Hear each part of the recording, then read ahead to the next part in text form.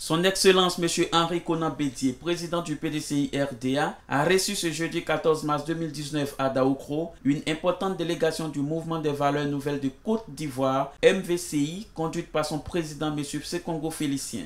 Après les échanges de civilité, le président du MVCI a exposé l'objet de leur visite au président Bédié. Le MVCI a exprimé sa gratitude au président Bédié pour tout le soutien qu'il a apporté pour la libération de l'honorable Alain Lobognon, député des Fresco.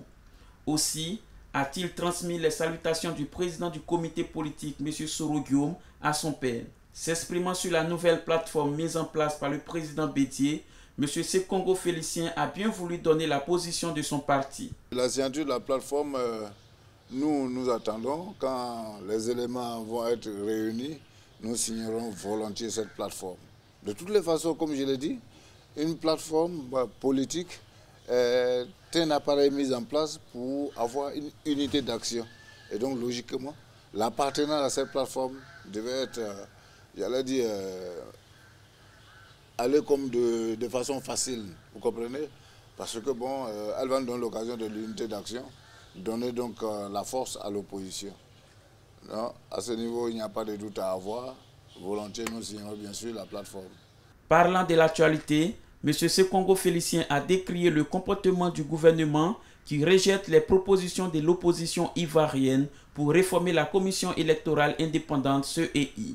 Nous avons l'impression que nous parlons à des sourds qui refusent donc d'entendre, de comprendre, d'être raisonnables, logiques avec eux-mêmes quand il s'agit de la question de la CEI. On comprend aisément que les éléments qui leur ont permis de dire dans leur campagne que tout s'était bouclé, calé, c'était bien évidemment cette volonté de vouloir ruser à travers cette CEI qui, à notre sens, est disqualifiée pour conduire donc le processus électoral en Côte d'Ivoire.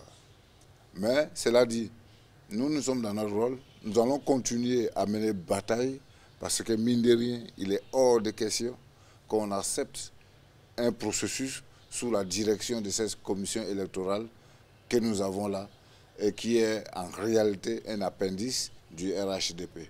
Jamais nous l'accepterons et je crois que les partis politiques eux-mêmes, de l'opposition notamment, ont pu comprendre qu'il urgeait d'avoir une unité d'action pour sauver la Côte d'Ivoire.